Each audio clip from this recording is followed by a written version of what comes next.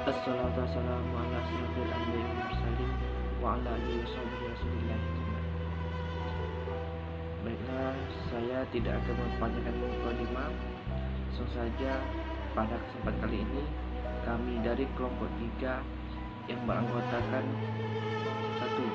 Muhammad Berlian, Neneng Usati Masana, Wina Lestianti, Riris Maharani, Irsa, Nurjana, Hidayah, dan Sepen Fadila akan menyampaikan diskusi kami tentang agresi Belanda II.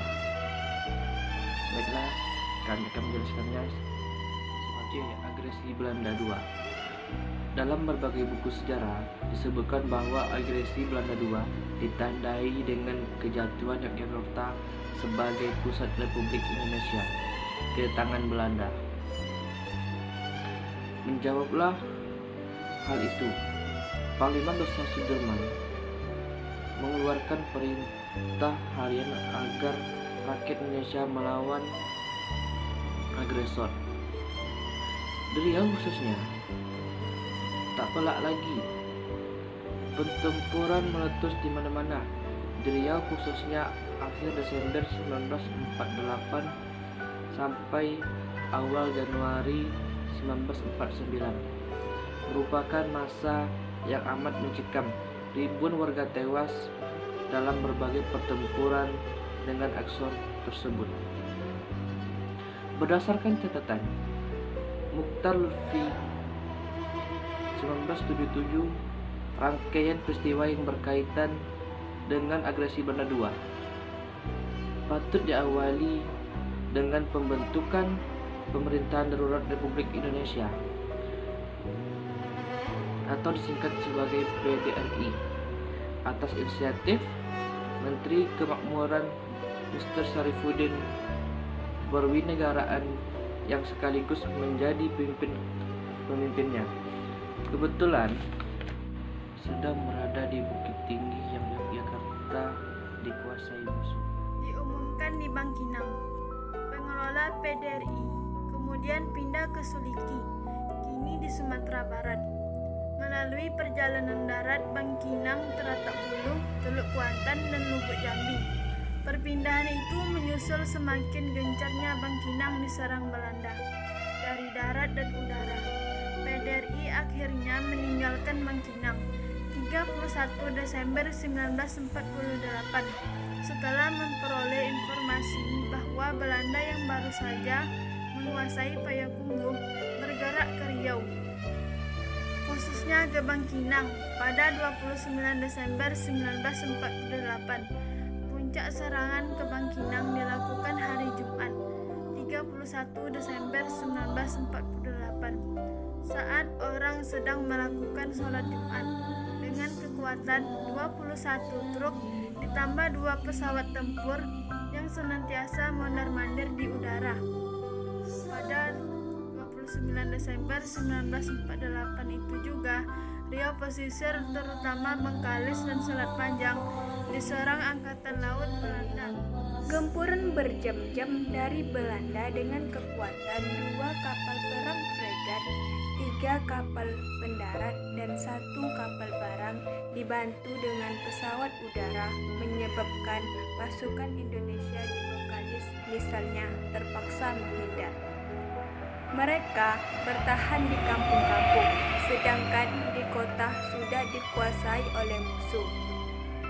Tentara Indonesia memperoleh tambahan kekuatan ketika Letnan II Soeb Bratas dengan 87 anggotanya dari Lupat mendarat di Meskom yang langsung melakukan konsolidasi dengan pasukan di bawah pimpinan Letnan Masnur dan Letnan I Iskandar. Begitu pula Belanda, mereka juga mendatangkan bala bantuan, terutama mendatangkan pesawat tempur ke Bengkalis. Tak ayal lagi, pertempuran pun terjadi. Pasukan Indonesia kemudian terkonsentrasi ke desa Pedeke. Kekompakan pasukan Indonesia dengan masyarakat di desa ini menyebabkan pasukan Belanda kucar-kacir sampai meninggalkan desa Pedeke. meskipun 7 orang dari pihak pejuang telah dijemput aja. Cuma sejak saat itu pula Belanda makin memperkuat patroli mereka atas Bengkalis yang menyebabkan TNI harus bergerilya dari kampung ke kampung. Pos Indonesia di Tanjung Layang Siak diserang, malahan mengalami puncaknya pada tanggal 29 Desember 1949. Hal ini bermula dari tembak-menembak yang acap kali terjadi antara Belanda dengan tentara Indonesia di kawasan Sungai Apit di bawah pimpinan Letnan Nasrullah. Gerakan musuh memasuki Siak dihadang tembakan TNI di bawah pimpinan Letnan Abbas Jamil. Tak lengah lagi, hanya berselang sehari kemudian, kota ini diserang dari udara. Malahan sepekan kemudian, Belanda memperkuat militernya dengan mendatangkan 2 kapal. Pada tanggal 30 Desember 1948, Belanda menyerang Tembilahan. Langit kota ini dibelah sebuah pesawat udara musuh, malah menjatuhkan 2 bom setelah memutari kota. Hari kemudian, tepatnya 4 Januari 1949, Tembilahan diserang dari sungai. Beriringan dengan munculnya 4 kapal perang musuh, beriringan dengan kemunculan 2 pesawat tempur yang melakukan penerbangan ke seluruh penjuru. Tak berhenti di sini, mereka menyerbu Perigi Raja, Kuala Eno, dan Pulau Bujang. Kedua nama tempat yang disebut terakhir ini dipertahankan habis-habisan oleh tentara Indonesia di bawah pimpinan Letnan II M. Boya. Malahan sosok pimpinan ini gugur sebagai bunga bangsa sewaktu mempertahankan Kuala Eno. Pekanbaru juga mulai diserang dari Bangkinang pada 1 Januari 1949 yang tidak saja perang senjata, tetapi juga perang urat syaraf dengan menyebarkan selembaran kejatuhan Yogyakarta. Baru tanggal 4 Januari 1949, kapal-kapal Belanda tiba di Pekanbaru membawa 2 Pasukan Indonesia tetap melakukan perlawanan walaupun sifatnya sporadis, sedangkan Belanda senantiasa berpatroli dengan melakukan pembersihan di sekitar kota. Pasukan Indonesia mengepung Pekanbaru dari pinggir kota, sehingga hubungan tentara Belanda dengan induknya di Sumbar terputus. Jalan menuju Sumbar dari Pekanbaru dikuasai oleh pasukan Indonesia. Penyerbuan besar-besaran Belanda terhadap Riau terjadi di Rengat dengan kekuatan lebih dari 1 kompi dibantu 2-7 pesawat udara. Hal ini disebabkan oleh asumsi musuh yang senantiasa dilayani oleh pertempuran terbuka sejak 1945 dan ditemuinya beberapa kapal pribumi yang membawa senjata di Sungai Indragiri. Selama 3 hari, langit Rengat, air Molek, dan Teluk Kuantan seolah-olah dikoyak oleh pesawat musuh. Puncaknya tanggal 5 Januari 1949 pagi sekitar pukul 7 dan 2 pesawat Mustang Belanda muncul dari tenggara kota. Pesawat-pesawat tersebut menembak dan melempar granat ke kota.